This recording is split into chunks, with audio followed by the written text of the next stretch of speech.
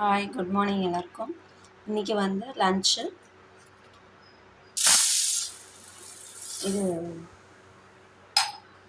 புலாவ் பார்க்க போகிறோம். அதுக்கு நான் வந்து இந்த தடவை ஒரு கப்பு அரிசி எடுத்து 1/2 hour ஊற வச்சுக்க போகிறேன்.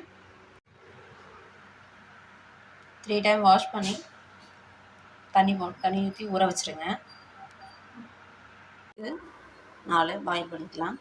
ப்ரோட்டீனுக்காக இது புலாவ் பண்ணுறதுக்கு ஃபஸ்ட்டு கடாயை ஹீட் பண்ணிவிட்டு ஆயில் ஊற்றிக்கோங்க.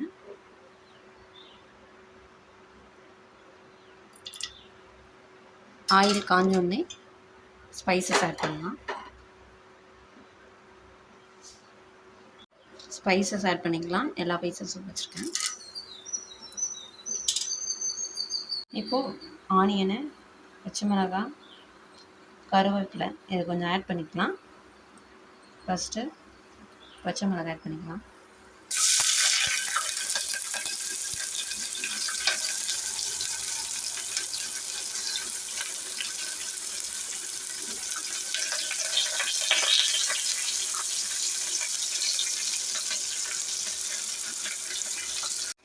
ஒரு மூடி தேங்காய் எடுத்துருக்கேன். இதை திருவி பால் எடுத்துக்கலாம். வதங்கினோடனே இஞ்சி பூண்டு பேஸ்ட் ஆட் பண்ணிக்கோங்க.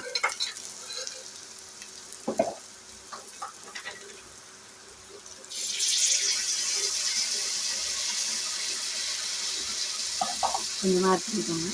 ஆட் பண்ணி மிக்ஸ் பண்ணி விட்டுருங்க.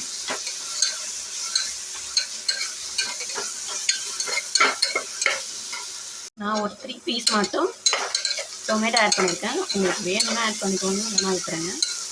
லைட்டாக புளிப்புக்காக நான் ஆட் பண்ணியிருக்கேன். இது வந்து வணங்காமல் அப்படியே தேங்காய் பால் ஊற்றிக்கலாம். இதில் நான் இப்போ 1 கப்பு தேங்காய் பால் எடுத்திருக்கேன். ஆட் பண்ணிக்கலாம். அடுத்து செகண்ட் பால் எடுத்தது ஆட் பண்ணிக்கிறேன். இப்போது நான் வந்து மொத்தமாக சேர்த்து 1.5 கப்பு ஊற்றிருக்கேன். நான் 1 கப்பு ரைஸுக்கு 2 கப்பு தண்ணி ஊற்றிட்டேன். உப்பு போட்டுக்கோங்க. வச்சு இந்த டைமில் ரைஸ் போட்டுக்கலாம்.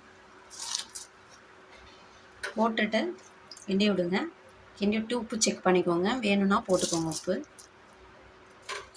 நான் வந்து விசில் போட மாட்டேன், அப்படியே தான் வேக வைப்பேன். மூடி போட்டு வேக வைப்பேன். சிம்லேயே வச்சு தான் வேக வைப்பேன். வெந்ததும் அதுக்கப்புறம் வெயிட் போட்டுவேன். ஒரு 70% வெந்ததும் வெயிட் போட்டோன்னா குக் ஆகிடும். 95% ஃபுல்லாக குக்கானால் டேஸ்ட்டாக இருக்காது ரைஸு.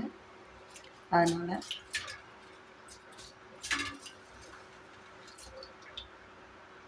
வெந்ததுக்கப்புறம் எப்படி இருக்குன்னு காமிக்கிறேன்.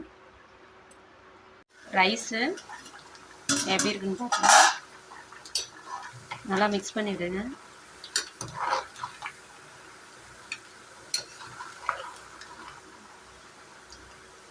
ஆஃப் வெந்தோடனே தம் போடுங்க.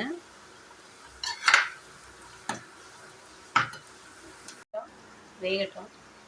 ஒரு 2 minutes 3 minutes வேகட்டும். புதினா சேர்த்துக்கோங்க. மூடி போட்டுருங்க. இப்போ இந்த ஸ்டேஜில் தம் போட்டுக்கலாம். 70% குக் ஆகிடுச்சு.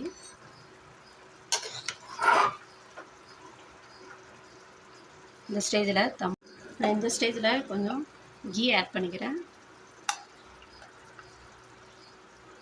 உங்களுக்கு வேணும்னா நீங்களே ஆட் பண்ணிக்கோங்க. கீழே ஒரு வேஸ்ட்டு தோசைக்கல், மேலே இந்த மாதிரி வெயிட் ஏதாவது வச்சுக்கோங்க. சிம்மில் வச்சு ஒரு 10 minutes வந்து ஆனில் இருக்கட்டும். அதுக்கப்புறம் ஆஃப் பண்ணி ஒரு 10 minutes வந்து வச்சுருங்க. அப்போ தான் நல்லாயிருக்கும்.